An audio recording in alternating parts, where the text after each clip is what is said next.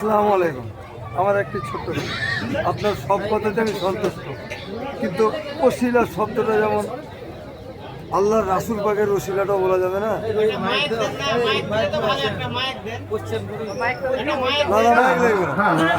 আমি জানতে চাইছি, আমি তর্ক করতে চাইছি।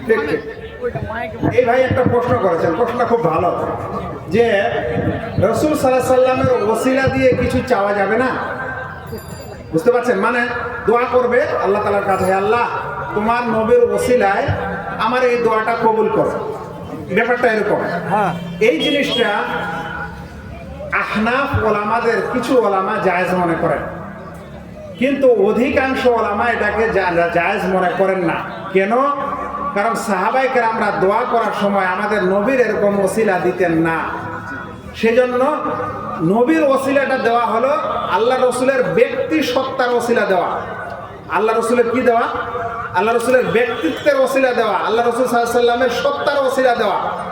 আল্লাহ রসুল সাল্লাল্লাহু আলাইহি সাল্লামের মর্যাদা আল্লাহর কাছে ক্লিয়ার, কিন্তু ওই মর্যাদাটা দিয়ে আপনি আল্লাহর কাছে চাচ্ছেন, আল্লাহ তাআলা এরকম দোয়া করতে বলেন যে আমার নবীর ওসিলা দাও বা তার মর্যাদার ওসিলা দিয়ে চাও।